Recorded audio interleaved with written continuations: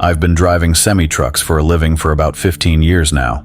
Most people think it's just about moving cargo from A to B, but when you're doing long hauls through the Southwest, you see things the rest of the world keeps hidden. If you've ever driven through the Arizona desert at 3 in the morning, you know exactly how heavy that silence gets. It was a Tuesday night, I-10, heading toward Phoenix. The road was empty, just me, my rig, and the endless black horizon. My radio was playing some old-school classic rock, but then the signal started glitching. It went from clear music to this rhythmic, static-heavy white noise.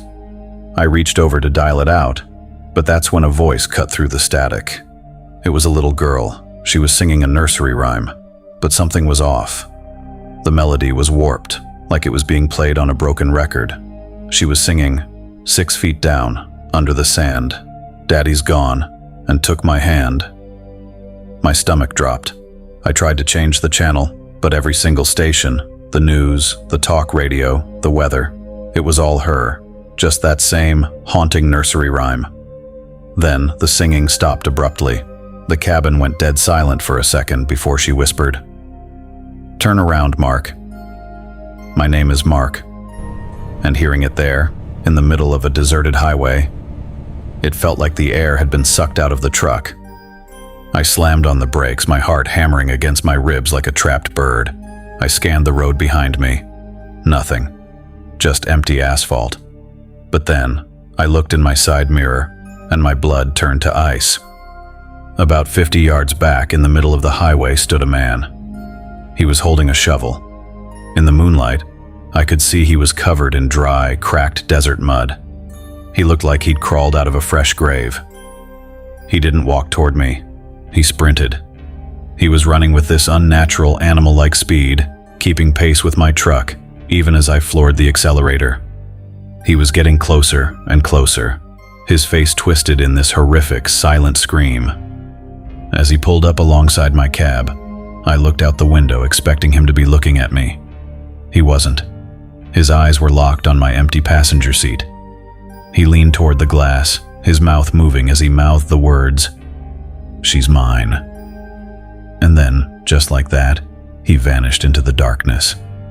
The radio popped back to life, and the classic rock song I was listening to earlier just kept playing like nothing happened. I pushed that truck to its limit until I hit a gas station 50 miles down the road. When I finally pulled over and climbed out to catch my breath, I saw it. On the passenger side window, there were hundreds of tiny, muddy handprints. They weren't from a grown man. They were the size of a child's hands. I handed in my keys the next morning. I don't drive at night anymore, and I definitely don't take routes through the desert, because I know that girl is still out there, and that man with the shovel, he's still looking for her, and he's waiting for someone to let them both in.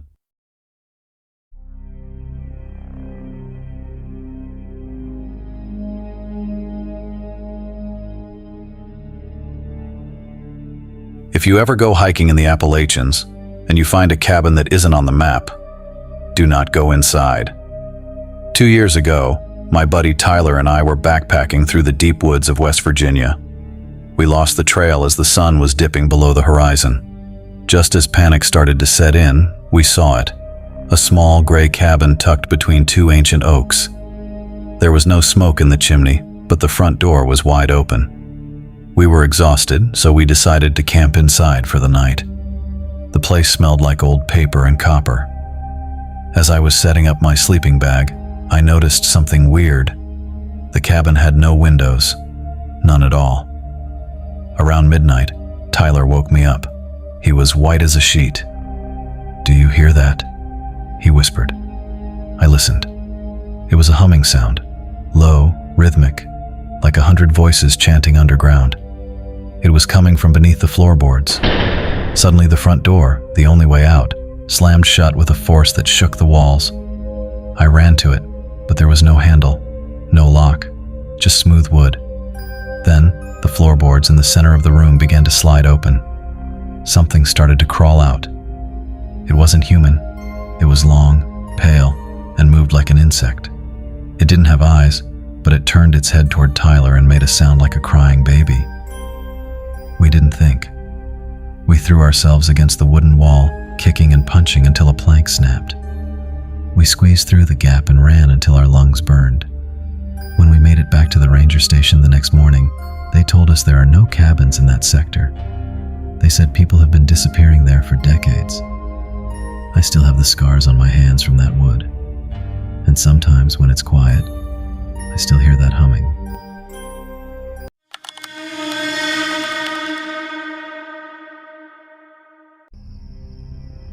I live in a small town in Nebraska.